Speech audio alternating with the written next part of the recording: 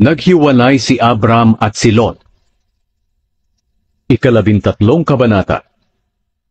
Mula sa Ehipto, pumunta si Abram sa Negev kasama ang asawa niya at dala ang lahat ng ari-arian niya, at sumama rin sa kanila si Lot. Napakayaman na ni Abram. Marami na siyang hayop, pilak at ginto. Mula sa Negev, nagpalipat-lipat sila hanggang makabalik sila sa lugar na dati nilang pinagtayuan ng tolda. Ang lugar na ito ay nasa gitna ng Bethel at Ai. Dito rin sila unang nagtayo ng altar nang dumating sila sa Kanaan. At muling sumamba si Abram sa Panginoon. Si Lot na laging kasama ni Abram saan man siya pumunta, ay may sarili ring mga hayop at mga tolda. At dahil marami na ang mga hayop nila, at iba pang mga ari-arian, hindi sila maaaring manirahan sa isang lugar. Ang pastulan ay hindi magkakasya sa kanila.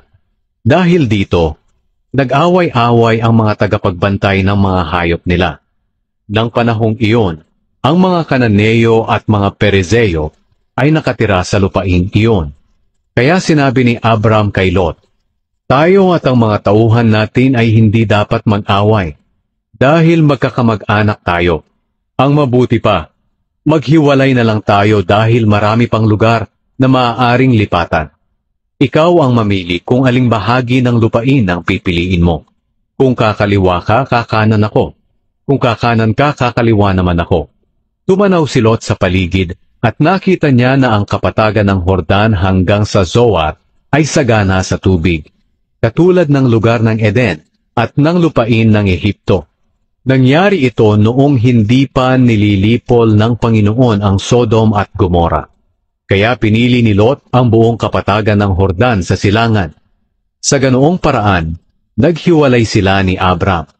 Si Abram ay nagpaiwan sa Kanaan, habang si Lot naman ay naroon sa mga lungsod ng kapatagan. Nagtayo si Lot ng mga tolda malapit sa Sodom. Ang mga tao sa Sodom ay talamak na makasalanan. Labis ang pagkakasala nila laban sa Panginoon.